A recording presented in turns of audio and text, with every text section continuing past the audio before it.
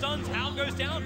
Lifesteal unable to survive. Brewmaster already let his split off, and he's going to move forward. The stun will go over on Banana. Maybe send Sunshine up and towards the air. They can actually turn once one into two and potentially three. Another TP's on the way. It's the Alchemist. Instantly pushed back. Echo Slam. Fissure going down. They're going to lose Alchemist. They're going to lose Sunshine as well. Super. The clap. There it is.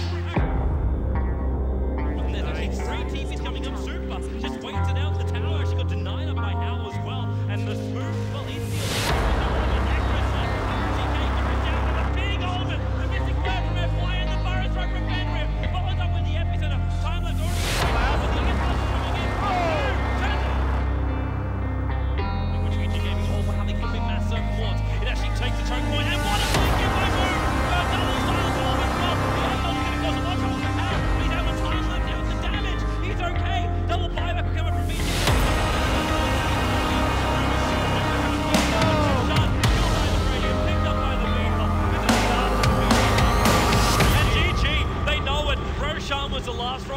of VG Gaming, and Newbie will take a one-game advantage here in the best of 5.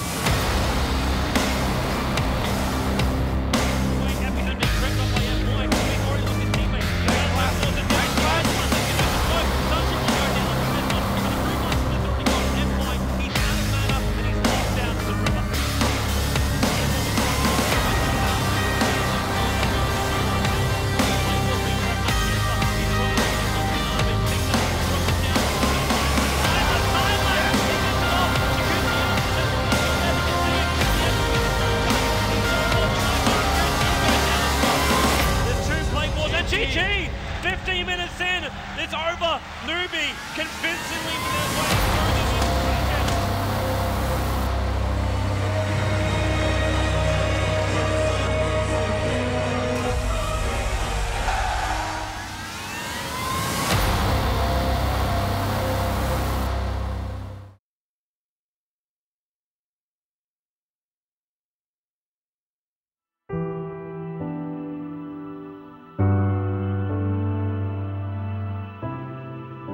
В этом году мы ехали с лучшим настроем, все были довольны атмосферой, составом, то есть нам нравилось играть вместе, нас ничего там особо не раздражало, и мы как бы ехали бороться.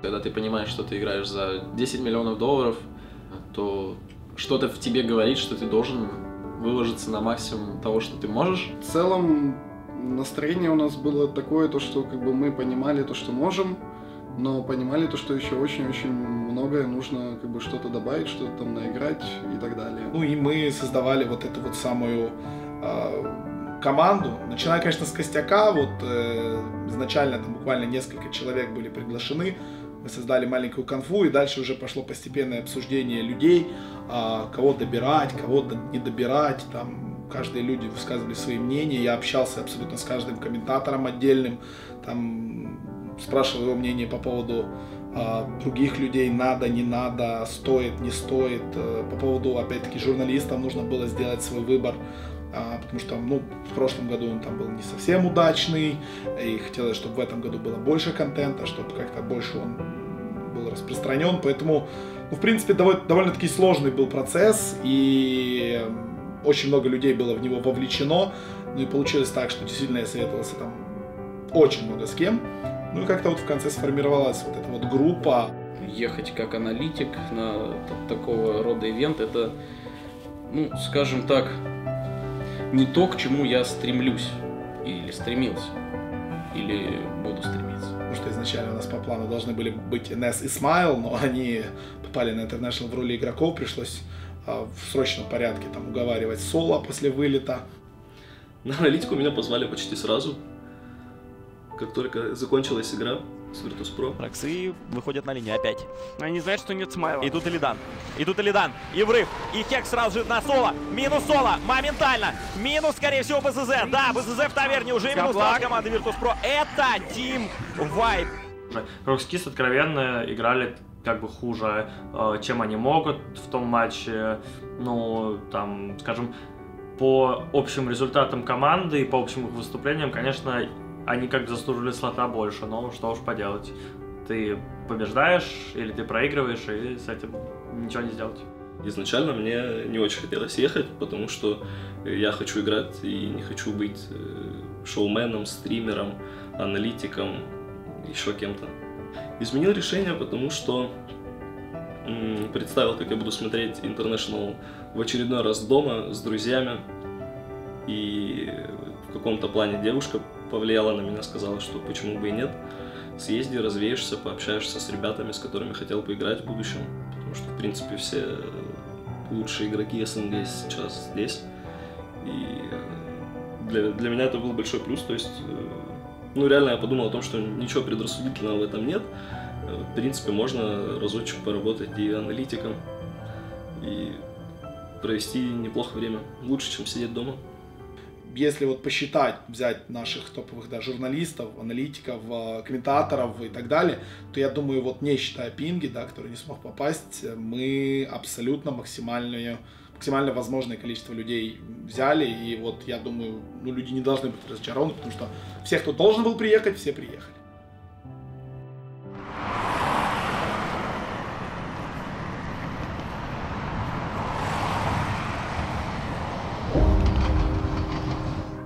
Здесь я видел на International 1,5 года назад, когда я только начинал плотно играть в Дотку 2.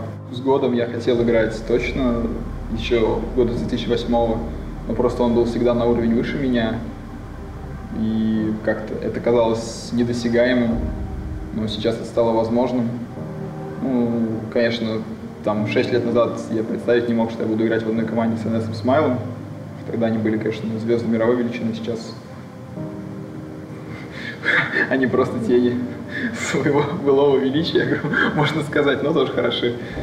Наши результаты как бы за весь год были не очень, ну, за весь год игровой, начиная там с 3-го интернешнала, у нас все не клеилось, менялись составы, никаких достижений и результатов не было.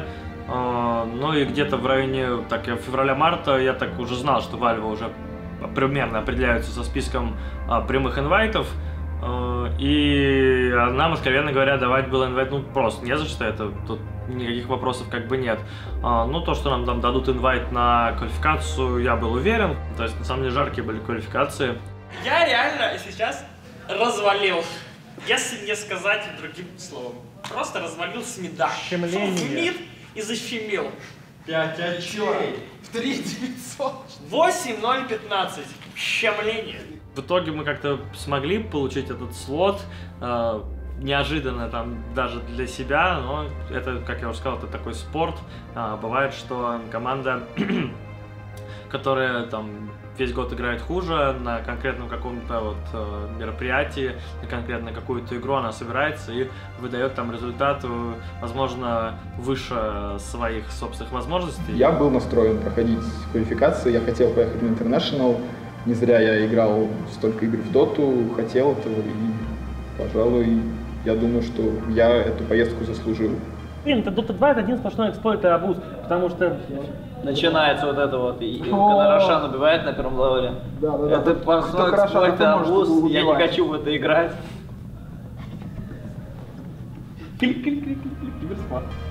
В общем, Virtus.pro неплохой коллектив, которому не хватает чего-то. Жотм очень хороший саппорт. Как бы то, как он действует вообще, то, как он действует в частности в early game, это просто что-то. Для Лидана Дота никогда не заканчивается, потому что он сидит и тренируется, он сидит и играет, и он сидит просто-напросто тратит все свое время на то, чтобы улучшаться. НС в Доте уже сделал все, НС в Доте уже выиграл многое. Да, еще не был в призерах International, и посмотрим, будет ли, но в любом случае НС это человек-книга, скажем так, с точки зрения Доты. Год, я уже много говорил, что Серега очень опытный товарищ, Серега много где играл, и Серега много что может. Смайл — это человек просто, я врываюсь, и Смайл всегда он был таким, Смайл абсолютно всю свою жизнь играл именно в таком стиле, он никогда не думал про последствия, он просто копал или врывался, или станил и бежал. Если ребята зарядятся энергией как-то, если они найдут в себе силы, найдут в себе мотивацию, как-то настоящую мотивацию, не вот такую, да, я хочу, да, я буду, как можно сказать владельцу команды спонсорам, а настоящую мотивацию, вот, трощить, ломать и так далее, ну, тогда я думаю, в принципе, вот такая команда вокруг них может создаться боеспособной. Я был настроен на обе карты, как мне казалось, наши победные. Честно говоря, сложно мне сейчас говорить за всех, потому что как-то вот мы так не собирались в кружок и не говорили, там, ребята, мы их порвем. Ну, потому что, не знаю, как-то это и так, мне кажется, очевидно, что если ты сюда приехал и корейцам проигрывать как бы точно не хотелось. MVP Феникс, они запарились за грязными делами, потому что мы как бы в нашем вот этой игровой секции, которую построили Alienware в отеле, мы как бы сидели там с компьютером, что-то тренировались, играли. В один момент все куда-то ушли, у нас там целая линейка была, 5 компьютеров, все куда-то ушли. Нам куда-то покурить, покушать, не знаю, просто прогуляться. И только я остался, но я как бы отошел на несколько метров, к кому-то там подошел из знакомых, что-то обсуждал. И смотрю, как два корейца из MVP аккуратненько так подходят к компьютеру Смайла, знаешь, осматриваются, так, знаешь, так оп-оп, давай к нему лезть в профайл, в сыгранные матчи. Ну, в сыгранных матчах же можно посмотреть приватные игры, то есть можно посмотреть какие-то тренировки, каких героев. Я смотрю, что-то думаю, тут не то, так подхожу аккуратненько к ним, говорю, hello, они такие что-то, ой-ой-ой-ой, sorry, your computer, oh my god, ла-ла-ла, ну и ушли. Но, честно, не ожидал такого, ну, какой-то не fair play совсем. Конечно, понимаю, что выиграть хочется, ну, деньги там большие вообще, но, тем не менее, как-то репутацию в моих глазах они подпортили свою. По началам этих игр было действительно видно, что у нас все получается в личном скилле лучше, но по стратегии, как оказалось, мы реально просели каких-то пару... Ну, понятное дело, мы могли выиграть, но наши стратегии, как аналитики говорили, реально сложнее в исполнении, чем стратегии корейцев, в которые они просто жмут одну кнопку и выигрывают нас, начиная с определенной минуты, выформив свои айтемы. Ну, наша стратегия, она скорее подразумевала от начала и до конца безошибочность. У нас вначале было хорошо, потом буквально пару ошибок, и уже вернуть было реально сложно. Вот они сидят.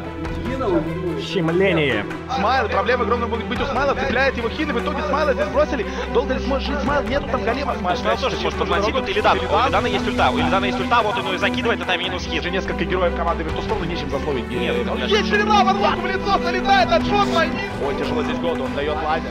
Проблемы. Не, ну Серега тут отбрасывается, конечно, будет сложно, но он постарается что-либо сделать и... Да, сложно, но должен убивать Бримастера, все. Это минус, еще и стрела контрольная. Полезет, да что ж это такое, Висп сейчас просто прилетает, у НС уже откатилась ульта, да, НС уже с ультимативной способностью, Райзена покусят. Минус Висп, отлично, минус Висп в начале драки, это очень приятно, но и Смайла тоже забирают. Очень зря держится здесь ВП. Да, очень зря. Абсолютно. НС пытается здесь что-то сделать еще. НС сейчас погибнет. Вот он первая смерть НС, и второй раз тоже его сейчас будут убивать. Здесь же голем, ну и тут Virtus.pro, конечно, очень тупит. Да. Минус Рейскинг. И там, конечно, типа погоня за Бримастером, но Бримастер тут ничего не сделает. Жотом там перемонтил. Ну и вот он Илидан без маны.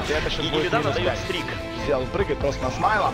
Смайл ставит боги, блейдмейл. Да, Смайл, разбивай и беги, Смайл. Смайл умер. Да, там Висп, кстати, залетел в самый центр. Ты посмотри, как там поймали Жотма. Жотма делает липаут отсюда подальше. Ну и здесь забирают Смайла. Летает в воздухе Илидан. Илидан прожимает. У Инесса нет ульта, еще 10 секунд лоу. Нет, 10 секунд его вряд ли убьют. 7, 6, 5, 4, 3. НС. В второй карте у нас вот это наша была фирменная стратегия с Сефом на миде, Трент Лич, Кентавр и Керри Дазл. Это реально была очень наша сильная наработанная стратегия. На квалах мы играли не с Керри Дазлом, а Керри Траксой, что нам реально вставляло палки в колеса, потому что если к нам приходили какой-то сильный триплой или просто Тракса не могла фрифармить на линии против кардера, реально было довольно сложно, а вот Дазл это как раз тот герой, который, он как вайпер 1 на 1 любого прогоняет хардера, с помощью Трента он вообще убивает его, выформив какую-то меку, вот в нашей стратегии не хватало быстрой меки, она у нас появлялась, какой-то еще, возможно, форстав, и взаимовыручка от Трента, Лича и Дазла и ульты Кентавра помогала нам всем героям выжить, кому-то отдать какой-то спасительный спелл на того, кого бьют, и в это время СФ всех убивал. Кентавр залетает, все, это должен быть минус ФРФ. Дальше, Киол надо тоже убивать, на нем Вин же висит, там на голке древний вниз, пошел по Илидану, довольно неплохой. Энигма ультует, но надо ее бить, убили Энигму, Кио тут до конца пытается драться, СФ много дэмджа расписывает, Кио тоже погибает, минус 3, Марк делает пауз, Да, вот. летели, убили, Очень быстро, Райс просто быстро подойти и подходит, отлично на Райса сейчас Смайл, очень быстрый минус, ну и поймали тут Хина. Улетел не туда, Чайник, кстати, порвался также у нас Кио, Инесса спасает последнюю секунду, Какой же там Чайник!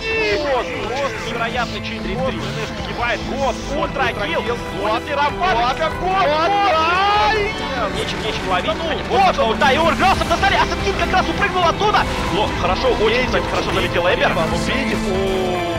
и Смайл, отличнейший стан между двоих, Энигма прилетела, дает свой пол, попадает по Году, Год, минус. Также, скорее всего, в таверне, кажется, Смайл, Жотба тоже цепляет Сэнд Кинг. Ну, пытались своевать опасения. Байбэк, Энигмы. Wildcard раунд я вообще не считал, что вот это будет что-то интересное. Я вообще даже не мог подумать о том, что Virtus.pro могут его не пройти. Если бы мы были на месте Virtus.pro, я думаю, что все так же бы закончилось, скорее всего. Карт-матч против MVP Феникс у нас не пошел. Мы много комментариев, как бы я прочитал и выслушал, что типа, что вы за фигню вы пикаете. Ну, логично, мы приехали на International не пикать рандомно, тыкать в героев, да, там, куда пойдет. Это были наши конкретные стратегии и заготовки, которые мы готовили довольно долго. Честно говоря, соперник выдался очень неудачный для нас, наверное. Именно вот MVP Феникс, может быть, там с Liquid и CIS пошло бы у нас получше, потому что MVP использовали очень такие хитрые, не очень понятные какие-то страты, которые как раз нас, вот, именно вот то, что мы готовили, они законтрили. То есть, ну, неудобный соперник. Я не буду говорить, что вот мы бы там играли с Ликвидом, выиграли бы Ликвид, потом на Кураже там выиграли бы MVP. Нет, совершенно не факт, могли бы проиграть также Liquid, но думаю, что все-таки с Liquid теми же, несмотря на то, что они потом выступили очень здорово, у нас на Wildcard шансов было больше, чем, как выяснилось, в итоге с MVP. По поводу того видео, где там мы шутили с Инессом, и там Смайл грустил, и куча комментариев было про то, что Смайлуху жалко, Смайл единственный расстроился, а этим пофигу. Это все не так. Мы и так же расстроились, просто каждый переживает это по-разному. Возможно, когда ты проигрываешь, и тебе камера в лицо, ты не хочешь, там, грубо говоря, ты не будешь пытаться получить Оскар за то, что ты опечален, а просто оденешь какую-то защитную маску.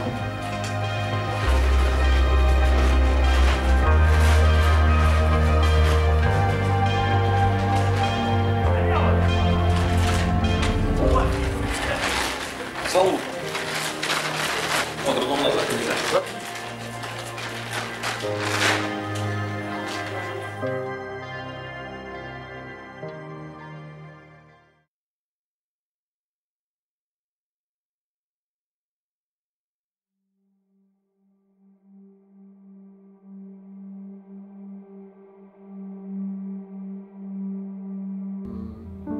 В этом году, то есть, реально мы сами своими силами заслужили этот инвайт.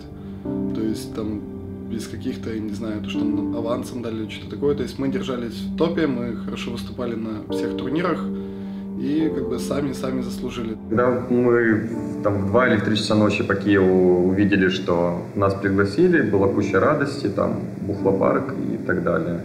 Ну там у каждого есть свой, мы не собирались сразу после этого. Эмоции, ну, классные, интернешнл, все-таки чемпионат года, к нему ты стремишься. Достаточно долго и скучно было лететь. Плюс считаю, что я немного боюсь, не знаю, высоты или перелетов на самолете. Для меня это было немножко нервозно.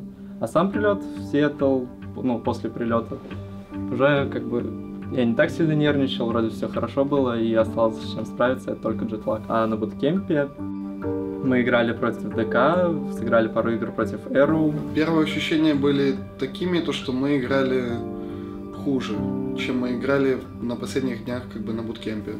У нас такая позиция на этом буткемпе была, что мы будем тренироваться, ну, мы будем продолжать тренироваться, мы будем отрабатывать какие-то командные действия, чтобы не забыть их. Но мы будем играть не со всеми теми пиками, которые мы играли на буткемпе в Киеве. В итоге, в какой-то мере, как я считаю, это сыграло против нас. Особо после этих КВшек мы там не чувствовали себя там хорошо или наоборот плохо. Поиграли, КВ поиграли, увидели там, чем некоторые играют.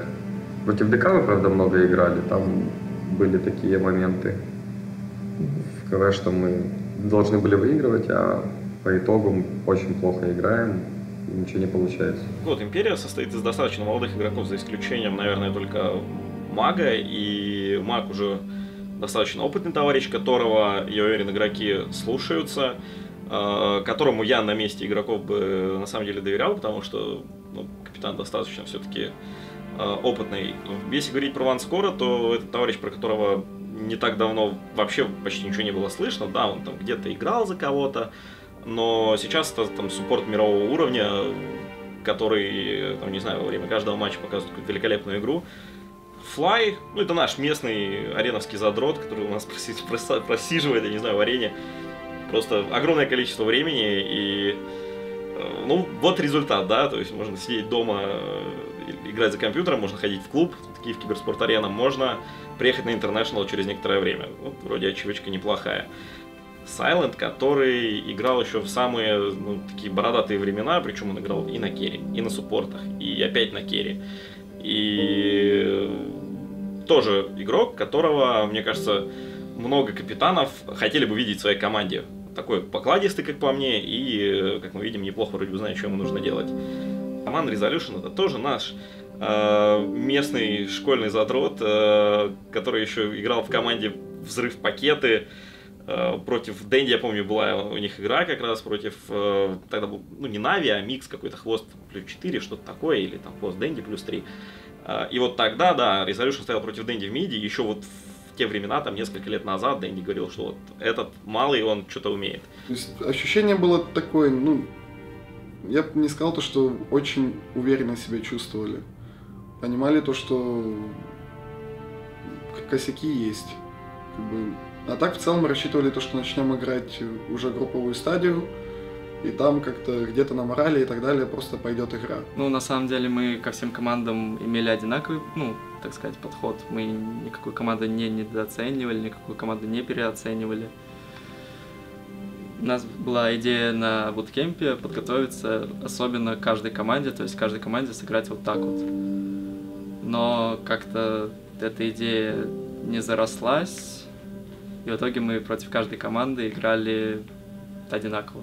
То есть и при всем при этом забыли о тех героях, с которыми у нас действительно получалось. То есть и это действительно ключевая и основная ошибка. Потому что нужно всегда играть в ту доту, в которой у тебя получается лучше всего. Яматыл смыть на этого парня. Мне кажется, ребята вообще не боятся драться, только вот Мага. Нужна контр-инициация, Флай пытается запрыгнуть, надо ему как-то раскастовать свой ультимейт. Он может замерзнуть, его просто-напросто глимсанули и не дали скастить ультимейт. Аккуратно попадает практически по всем. Ванскор погибнет буквально сейчас, успевает никого забрать. Что творит Врейскин? Как же много урона он навешивает. Темпларку уже здесь, это минус 4. Гонится за последним. Другой волчок. Молодые, толковые, четкие, проверенный волчок. Проверенный КП. Надо драться. Сайлент дает стан в пас, но Сайлент уже подрался, по-моему. Хотя, смотри. Ой-ой-ой, как больно-то! Resolution в толпе дерется. Ванскор врывается в самую толпу. Схавал просто МСС, Пата, едва живой Ванскор бежит за ними, бьет его с руки. Минус Энчантрес. Пата все-таки отсюда убегает. Секунд он будет бить с руки, скажем так. От Империи мало что останется. У него очень много... Так, нападают. Смотри, нападают сейчас на Силара через ульт Бейна. Стоит ли скастить Блэкхолл сюда? Стоит ли? Да, Блэкхолл. Напоминаю, что, кстати говоря, в Блэкхолле нельзя включать перекачку. Ой, неужели не убьет? Если не убьет, это будет полный провал. Все, влили в Сайлора. Он все еще живет. Использует репликей. Попытка сделать телепорт, он уходит. Ой-ой-ой. Успевает отсюда уйти блинком, переключает ПТ, Сайлент получает ару, у него нет байбека, да, это, скорее всего, ГГВП, потому что, да, тут уже не задефишь. Вот это какой-то терпило морф. Сайлент, не будь байкатом, не знаю, Тараска, плевать, новое БКБ, что-либо. Бриф, пошел, дай, первый раз, второй раз застались, сейчас будет второй раз, выдался в тебя, пошла драка, Сайлент поджигает Туроки, забить на Туроки уже ничего здесь, ничего не сделают ему. Андрюша ничего уже не сделает. Или это было гениальное решение от... Мы столкнулись, на самом деле, на этом турнире с той проблемой, с которой мы до этого не сталкивались. Как бы это правильно объяснить? Просто на минус морали, скажем так, были после каких-то первых игр, но раньше нам это не мешало, то есть когда мы играли какой-то StarLadder и так далее, то есть мы групповую стадию отыграли хреново, потом собрались и дошли до гранд-финала. То есть, а здесь как-то вот прям сразу где-то что-то не задалось, турнир другой, деньги другие на кону, то есть эмоции тоже другие. Ну вообще я из-за любого поражения очень сильно переживаю, и отвлечься от этого очень тяжело мне. И там, ну, все очень печально. А да, когда вот уже первый день мы плохо отыграли, я пошел, ну, следующий день наступил, и я с новыми силами уже забыл о том, сколько у нас поражений. Вот сюда все сейчас будет Блэкхолл. Блэкхолл. Но Блэкхолл только в одного. Ну как же больно, Always Wanna Fly. Очень больно Резолюшену. Тайтхантер без блинка, Эмпайр зажатый под своей вышкой. Заходит Тайтхантер, запрыгивает Урс, она видит троих, получает стан. Дум летит сюда, сюда же летят все. Снейкингу больно, Снейкинга можно убивать. Рэвидж попадает по двоим. Снейкинг очень битый, Корок также очень битый, но у него Аегис. Убивают Резолюшена, Фогет прячет Фантомку, Фантомка минус, Энигма минус, Урса. Выбивают с него Аегис, остается только Тайтхантер. Байбекается Резолюшен, Бракс. Убивают Бракса и добивать Корока. Корок получает Дум, это тимвайп.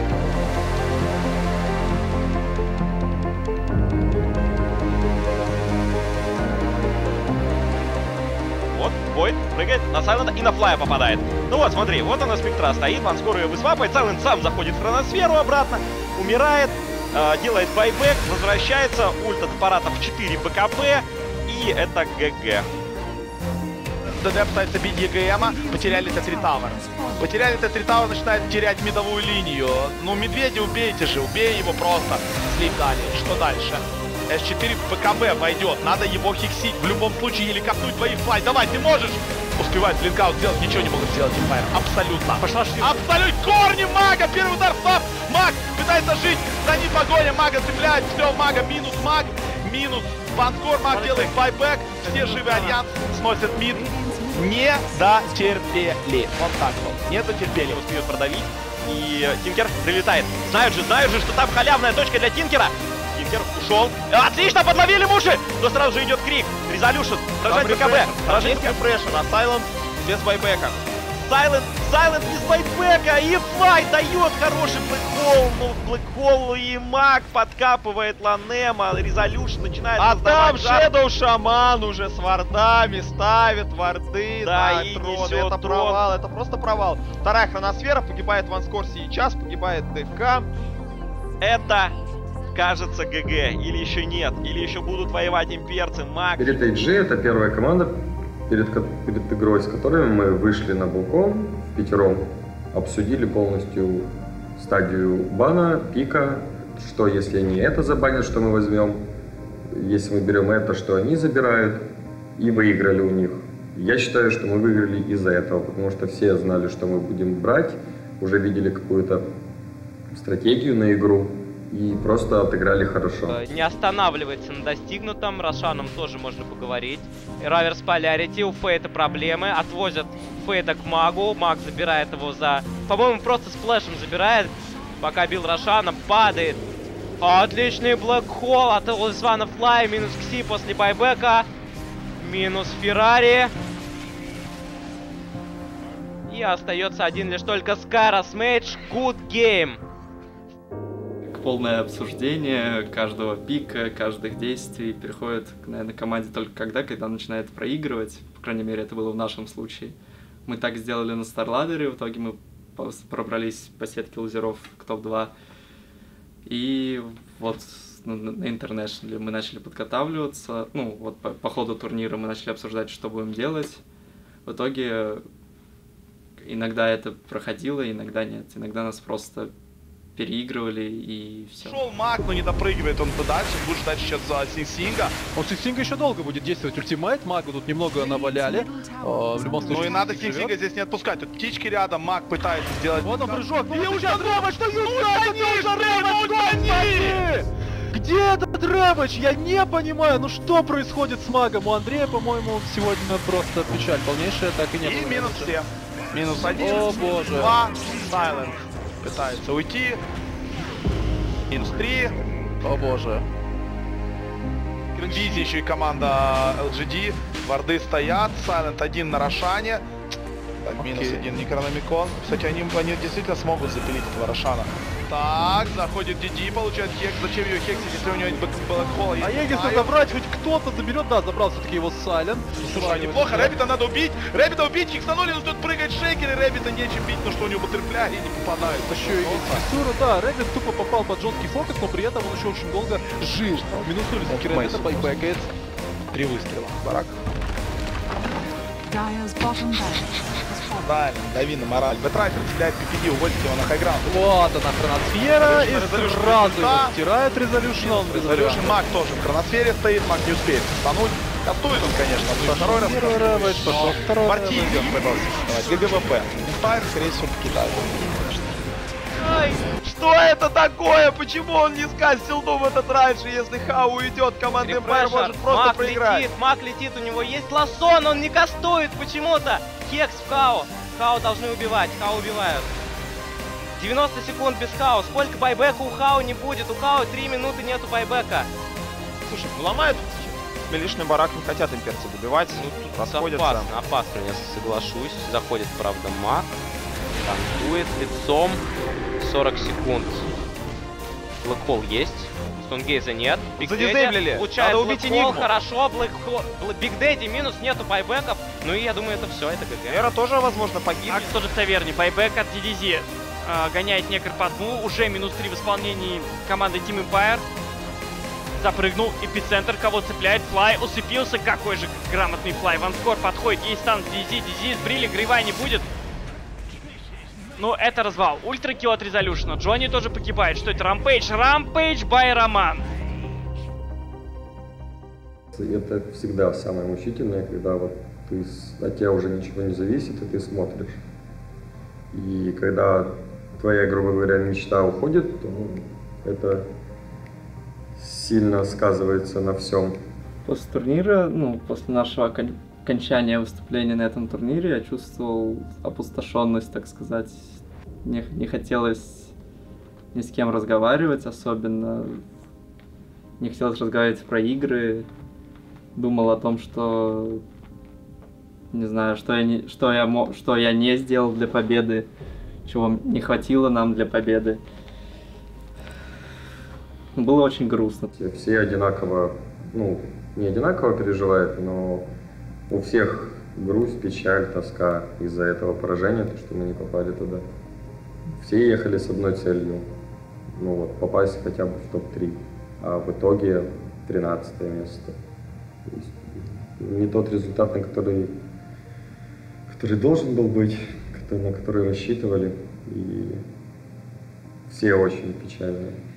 Честно сказать, я вообще не знал, что делать. То есть я даже сейчас в целом мне как-то даже домой не сильно хочется ехать, потому что очень много людей, просто фанатов наших, моих друзей, каких-то родственников, которые в целом как-то следят, то есть они ждали тоже чего-то большего.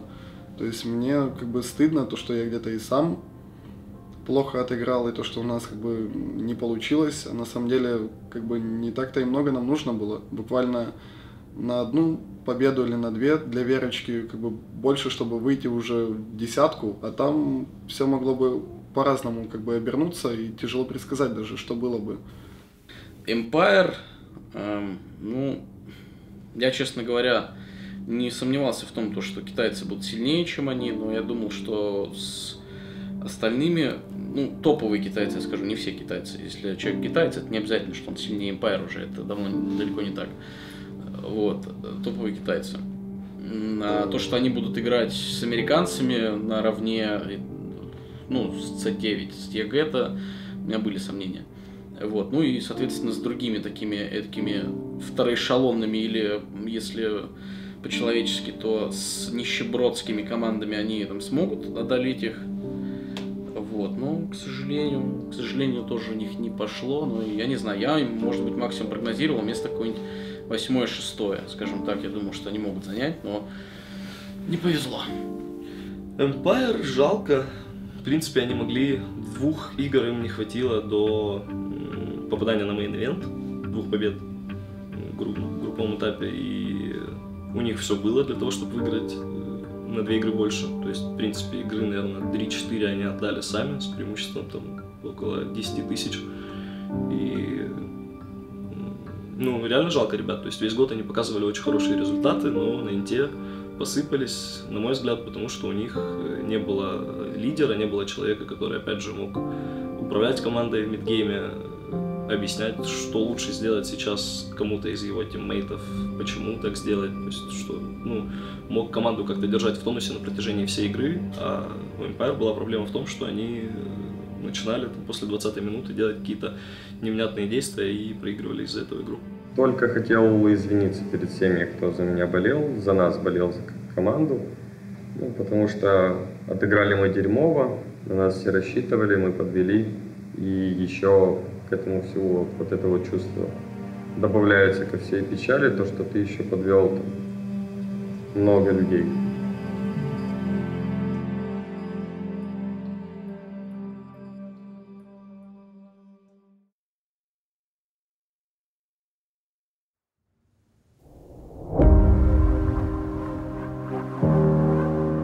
Отличался ли настрой на этот International? Ну, сложно сказать, на самом деле. То есть у меня на каждый International был, в принципе, очень серьезный настрой на протяжении года и подготовка. То есть с 1 по 2 я много готовился, со 2 на 3 очень много, и с 3 на 4 тоже очень много. Поэтому я бы не сказал, что в этом он бы чем-то отличался. Не слаженно играем в последнее время, у нас нет определенной идеи, нету общей идеи, что и приводит к поражениям нашим. Вот, собственно, у нас уже это очень давно, и мы не можем найти общий язык. Это в любой команде это сразу же вызывает большие проблемы.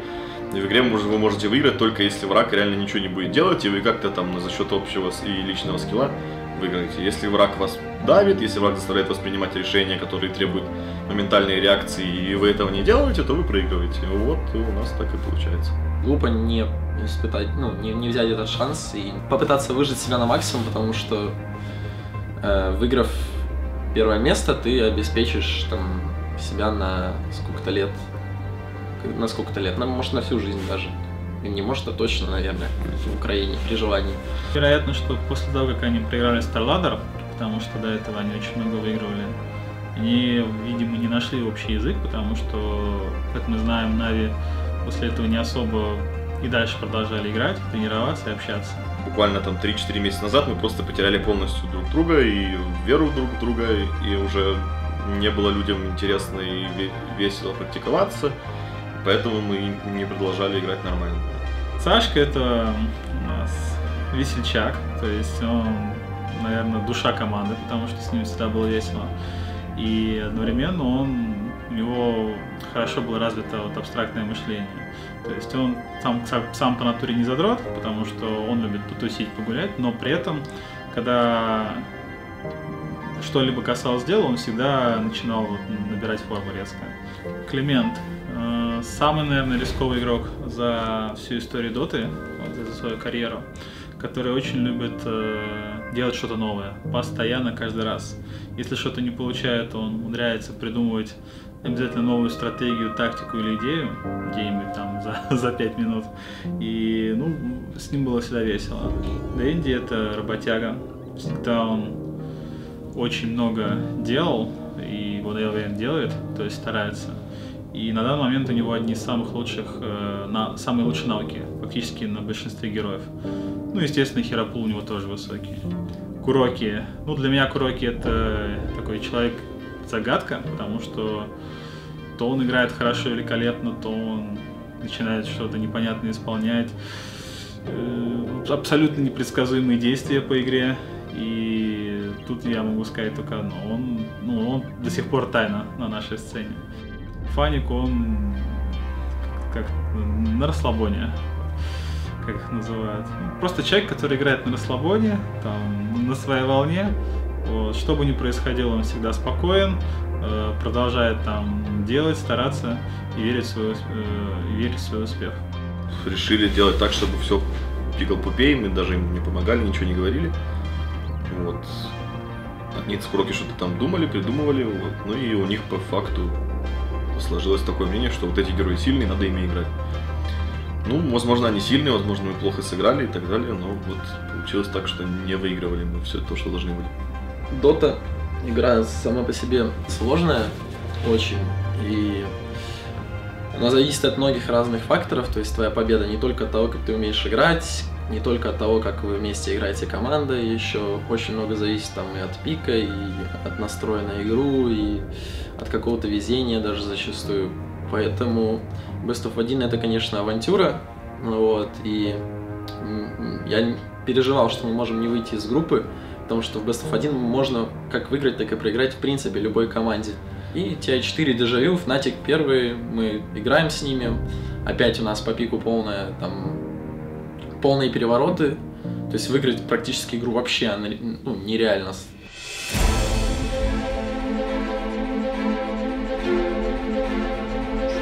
Уходят сразу на поле на Трикси, Дафоева всей толпой, Мистик с горем пополам, господи, с горем пополам они пытаются убить Трикси, все-таки убили. Мистик Флэр, юзается хроносфера, Хвост пытается взять Митеди, 3-4 килла делают, остался только Куро, забрали только двоих суппортов, это Full Team Vibe, это ГГ, 22 минуты потребовалось на то, чтобы выиграть. И так далее, чтобы антимаг хотя бы Т2 умудрился поломать. Размен бараков на Т2, ну, хоть что-то даст в Ичигейме. Но тут, похоже, Нави не хотят терпеть, они просто врываются в соперника, Пупей кастует Блэкхолл. Ну, на уровне Тайтхантера, но Супер в него умудрился залететь, на самом-то деле. Вообще, вышло в итоге у Нави очень качественно, поломали они троих персонажей, сейчас и Патму должны отправить в таверну. Там всегда есть рядом тиммейты и, конечно же, Ливен Армор. Вот, на Хвоста нападает. Это Хвост нас не особо убегает, чисто на мужика, идет драться. Вот они Хвоста пока били. Пришел Дэнди, минус 1, минус 2, минус 3. Просто изи каточка для Дэндимона. Тут это даже не для Дэндимона, а Нави ждут. А почему Нави не уходят? А почему Нави не уходят? Сейчас будет Дум Хвоста. Почему Нави не уходят? Лол! Вот ультануло. Где Дум? Что вообще происходит? Куроки раскастовывают, поймали Пупея, убили Пупея, ставят, включает ПКБ, Дум не тратили. Пупея убили, сейчас Хвост берется с резолюшеном. Хвоста нет смысла давать Дум. Ждут до конца. 2 в 1 пока размен. Сайленс с Хвостом дерется, идет сюда Маг. Подняли ветра у нас Мага. Сайленс в Сайленте. И Сайленс таки не дал. Дум, Маг дает ультимейт перед смертью Сайленса. И это просто провал. Вот просто провалище. Было сложновато, мы еле-еле выигрывали каждую игру. Там, ну нет, не были, конечно, у нас довольно легкие, но были тяжелые игры. Вот 3-1, ну, неплохой результат, мы могли сделать 4-0, но мы решили первую игру с Натиками отдать им просто, и поэтому дальше пошло как пошло. Вот, второй день, там уже вообще у нас было что-то непонятное, мы там кого-то выигрывали, кому-то вообще проигрывали, кому мы не должны были проигрывать, все всего боялись, что происходило в игре, непонятно. Вот.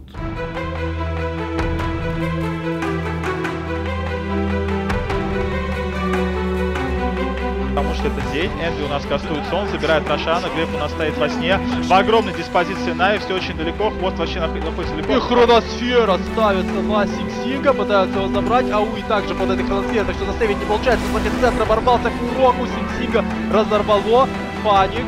Попустят вместе все Байлайдая, Байлайдай приговорен, понятное дело. Нага пытается хоть как-то надамажить Этерналенд. Они не бьют рейнджовый барак. Очень, они не знают того, что нет байбека у Вайпера. Они об этом не знают. Понятное дело, что... это. Они не знают, что рейнджовый барак бить надо. Врывается Дум, у нас нападает на Дэнди. Дэнди уже габелла, у Дэнди нету байбека. Пупей стоит, смотрит, но не хочет кастовать на этом блэкхолл. Пупей врубает БКБ, но Пупей... Боже мой, ну-ка, стань, давай, ну, парти! Розочка, и вот на блэкхолл! Ответный блэкхолл!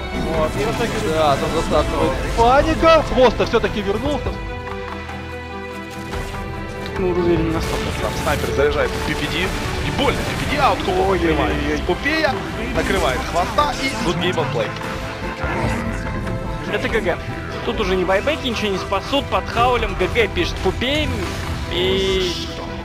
Ну, только у Нави более агрессивный пик, и, в общем-то, они не собираются здесь затягивать. Бэтрайдер цепляет Диди, Диди падает, не успевая раскастовать ничего, Хвост врывается, очень неплохо врывается, минусует Бэйна, Void, хорошая хроносфера по двоим, но урона-то нет. Да, просто убежал. Правильное решение. Таких много игр на самом деле было и в групп-стейже, и вне групп-стейжа, где мы что-то перемудрили. Там, допустим, у нас была игра, где у нас была Нага Сирена на легкой, на которой я играл. На миде играл Фаник брюмастером, и Тайтхантером играл на хардвене Хвост, потому что Климент захотел видеть меня на Наге Сирене, потому что 2 игры, которые мы там с ней выиграли, мы всего 2 игры с ней играли, на ней играл я, и он посчитал, что вот, типа, он хочет, чтобы я на ней играл. А я на ней себя чувствовал довольно-таки неуверенно, я довольно-таки слабо отыграл эту игру.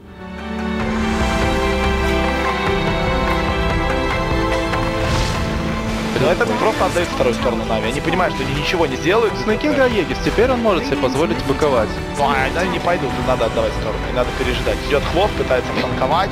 Так, ну вырезал немного дэмэджа. И штаб файт. Вот, прыгает БКБ, и вот до свидания, Снэкинг. Да, Фаста разорвало, юзается слип, там все под БКБ, этот слип в принципе ни на кого не действует. СФчик, Спид, Бракс. Ну и тут тоже Фаник погибает. Отправил сплитом. И это ГГ. Да, тут вообще без вариантов. Подходит демон.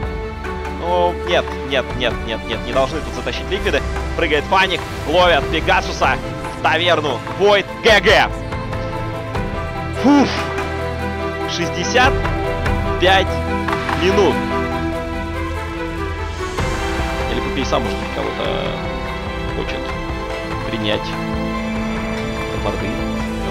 Залетают, ловит Пупея, Никс, пробивает Пупея, Пупей БКБ, Пупей, Блэкхолл по двоим, очень хорошо, но нужно дальше пробивать минус Пупея, там БКБ и это Бёрнинг, он же просто их щелкает, посмотрите, что делает Бёрнинг, трипл килл, просто как семечки.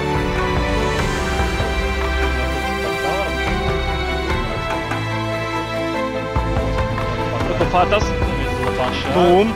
Сайленс, запрыгивает Пак. Будет ли Дримкойл? Дримкойл по двоим, и тут просто залетают. Разорвали Расту, начинают наваливать здесь Банше. Баншу надо убивать очень быстро. Чайничек пошел, Чайничек надо как-то замансить. Бист, Дэнди. Ультра-килл от Дэнди. Просто аннигилировал. 5 из них было с нашими командами. Статистика. Вот он, Брюмастер разложился. Хвост тоже разложился. Феррари. Только не совсем так, как Брюмастер. Феррари. Только по-другому. Паника, боже. Левелдезом порвало. Да, ну тут... Да, не спать ГГ. Даже... Во время буткемпа, то есть мы что-то пробовали, и иногда нам приходилось менять линии немножко. И у нас, в принципе, все получалось, когда мы чуть-чуть меняли героев. Вот, то есть пару раз там и на этой Хантере с Сашей играл, я играл там и в легкой Брюмастером, и в легкой какими-то другими героями, и в сложную Трипл Вейном мы ходили, то есть и Глеб тоже на чем-то там играл, о чем обычно он, то есть, не играл. Вот, для нас на тот момент это не имело значения, но, конечно, когда ты играешь на International, то лучше, чтобы каждый находился там, где он чувствует себя наиболее комфортно, поэтому некоторые авантюры были очень даже плохими для нас. КПД. Минус армор, пауэр, и в итоге это там больше 50% дэмэджа на всю команду.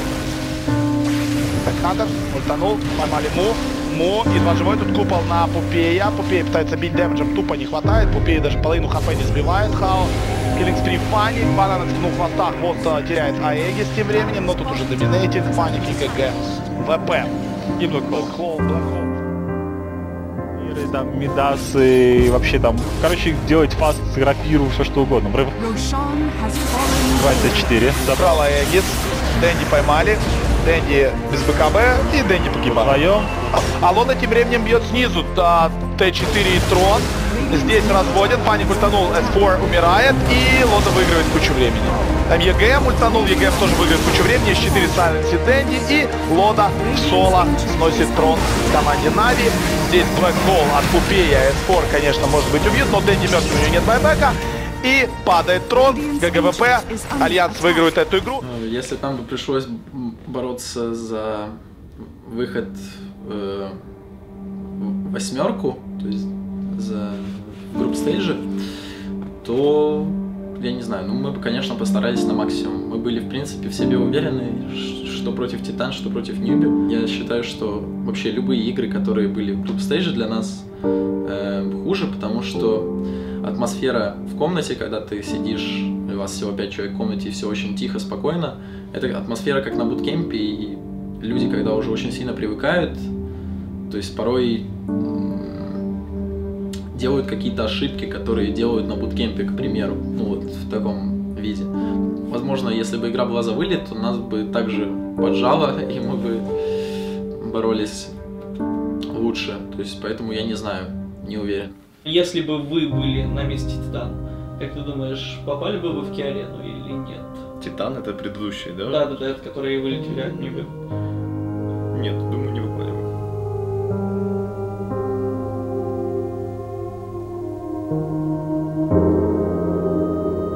Стадион нам всегда помогает, то есть мы люди в основном, ну, большинство за нас болеет, как мне кажется, и как, по-моему, так и есть. И это, в принципе, всегда позитивно действовало на нашу команду. Нужен комфорт, в котором люди будут, ну, как минимум, нейтральны друг к другу.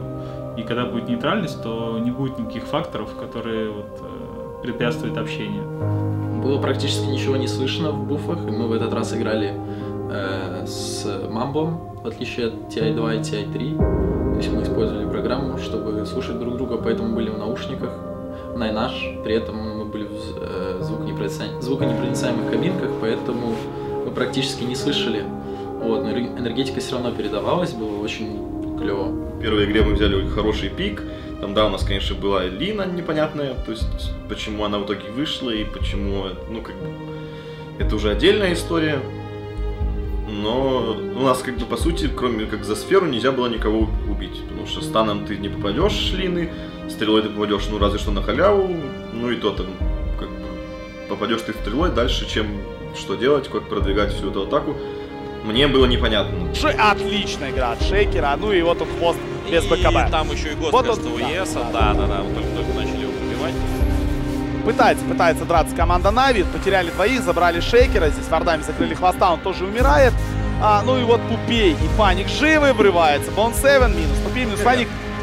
Очень легко. Вторая игра, все вроде как мы вернулись к тому, чем мы играли, задавили пацанов, то есть там практически безыдейно было. Ну и то у нас были очень сильные герои. Тайда, есть Рэвидж и Даггер, но 9-й левел у Тайда. Тайд прыгает, отличный Рэвидж, что дальше? А что дальше? Почему ничего не происходит? Марды от Расты. Ой, как ты смарт валит, ты посмотри! Ты посмотри, что он делает, Вард! Это ГГ! В третьей игре, в принципе, у нас то же самое, у нас тоже вся игра пошла вверх дном. Вот. У нас были какие-то идеи, планы, но мы не адаптировались после последнего пика, мы не адаптировались под ситуацию, потому что могли все сделать намного лучше. И я плохо играл, потому что я абсолютно не то там прокачивал, не тот айтем купил, который надо было. Ну, такое. У нас два суппорта, которые толком никого не могут гангануть. У них бегают по всей карте чуваки, которые фрифармят, которые везде убивают, там Кверк. Когда он там 6-го левела был, не знаю, на 3-4 минуте. Все, это тоже как бы конец игры, уже там нечего было. Мы при этом просто ходили и занимались Энви вещами. Энви в БКБ, все, ничего не сделать, вот подходит Байлайда и минус Дэнди.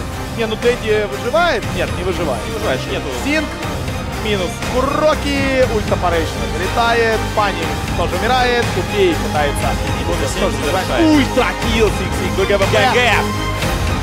До свидания, Нави. Печаль.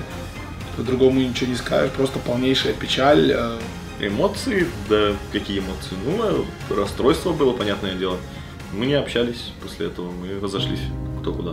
Я тоже, то есть, морально осознавал, что мы проиграем, как я себя буду чувствовать. Я знал, что очень сильно я не расстроюсь. Ну, то есть, конечно, было очень плохо первое время, но оно довольно-таки быстро прошло. То есть по сравнению с проигрышами на TI2 и TI3 я расстроился намного меньше, потому что проигрывать, когда ты за шаг от победы, намного было сложнее, то есть морально. Нави, я тоже сомневался в них, но учитывая то, что я в них сомневался последние года 2 или 3, когда они играли на интернешнлах, потому что там перед ними за недалекое время перед интернешнлом, как правило, Нави проигрывают всем, они всех сосут, как бы, а потом такие, оп, здравствуйте, вот они мы на Интернешнале, дайте-ка нам в гранд-финале поиграть, у нас заказаны компьютеры.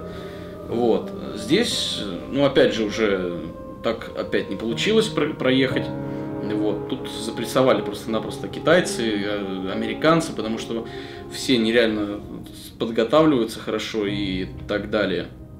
Поменял бы я тогда все, как мы хотели, там, то есть это или я бы ушел куда-то, или кто-то другой ушел бы, то кто знает, как бы и пошло. Может быть, Нави без меня и выиграли, а может быть, как бы и без там каких-то людей еще мы бы начали выигрывать. Но мы могли также вообще ничего не выигрывать и даже не поехать на следующий интернешнл. Вот.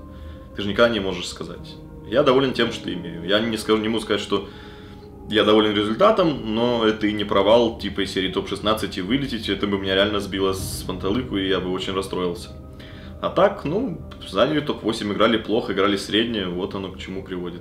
Команда, которая изначально идет с лузерским настроением на игру, она никогда не сможет выиграть ничего.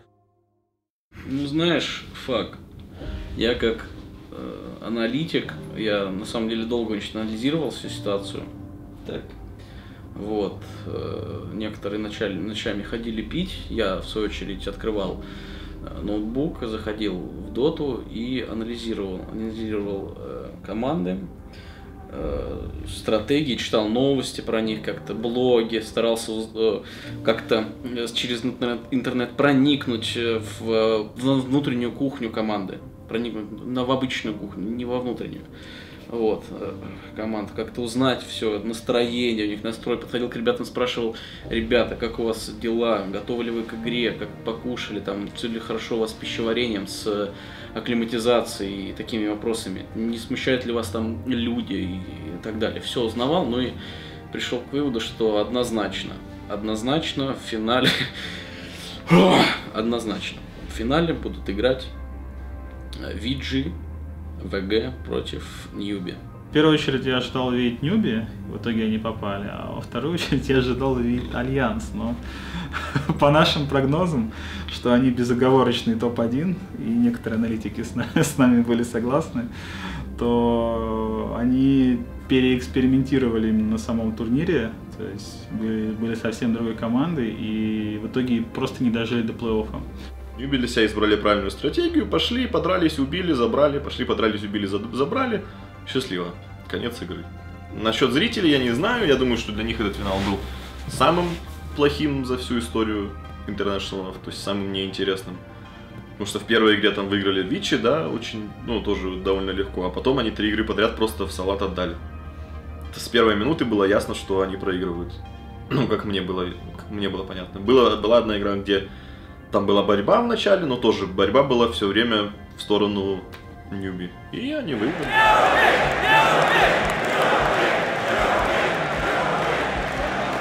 Я стар уже на самом деле. Меня воспринимают не как игрока, а как шоумена, как человека, который стримит, играет в разные веселые игрушки с Мервингом и компанией, с Соло, с Нексусом, с Витюшей. Где Витюша, где Соло приехал и так далее.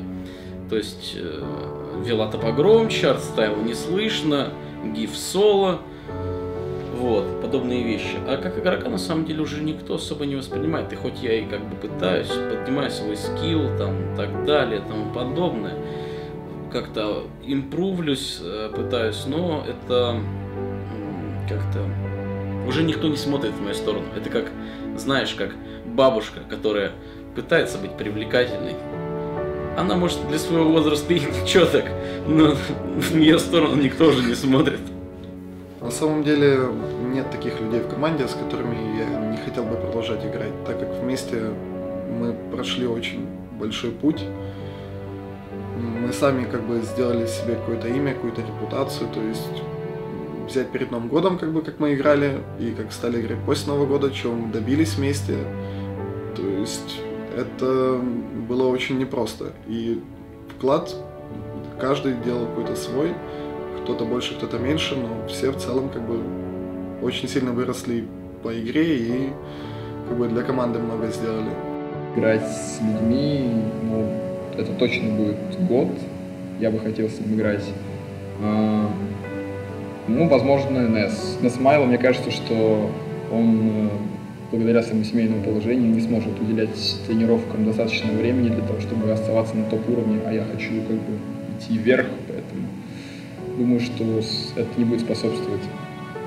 А с Лиданом история такая, что каким я его помню в 2008 году, такой же он и сейчас. То есть понимание игры, оно, может, конечно, и развивается, но в целом какая-то догма осталась у него в голове еще с тех времен, и он не сильно хочет от нее отталкиваться. Несколько развитий ситуаций есть, когда полный дисбанд, когда там меня не будет, мага не будет, и может еще кого-то не будет, и там доберутся новые игроки. Или наоборот, Empire заберут одного-двух игроков в другую команду. Но лично я бы играл бы тем же составом, ну, скорее всего, еще с пятым тот, кто нажмет кнопку в определенный момент. Команда Na'Vi будет продолжать свое существование, надеюсь, со мной. Вот. Но по факту я да Инди и Фаник остаемся вместе. По поводу Попея пока непонятно, Куроки точно с нами дальше не будет.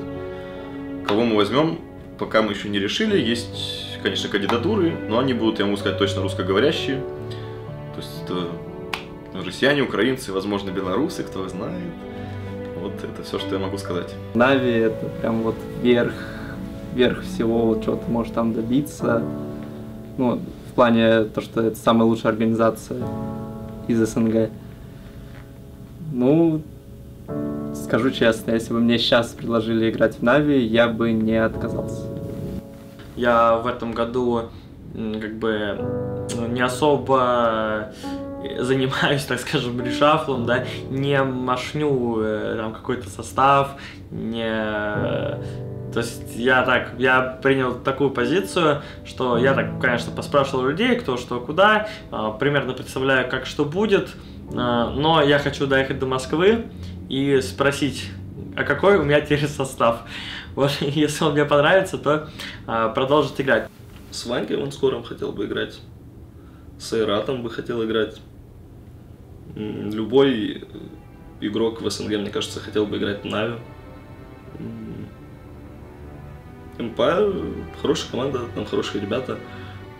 Если Ваня уйдет от них, то, в принципе, команда станет слабее, на мой взгляд, значительно, но не критично. В принципе, я думаю, что в СНГ сейчас можно после 4-го International собрать два боеспособных коллектива, которые смогут биться за призовые места, хорошие места на 5-м пинте. Я буду стараться на максимум, то есть работать, показывать результаты, меньше отдыхать, больше тренироваться. Хоть это и очень тяжело. Я хочу играть и выигрывать как можно больше, как было раньше. Чтобы там 50+ % турниров мы выигрывали. Мы это можем сделать, и это сделать не тяжело, я могу сказать. Посмотрим, как оно будет. Что будет там как-то с самой дотой, что будет вообще как-то с вот этим всем происходить, с этими призовыми. Ну, спрогнозировать тяжело, но я думаю, что под конец, не знаю, сезона, то есть где-то вот на начало лета 2015 года, $1 миллион это будет стандартный призовой на топ-турнирах. После International я, несомненно, собираюсь продолжать играть, потому что игрок, даже если он не игрок, остается игроком.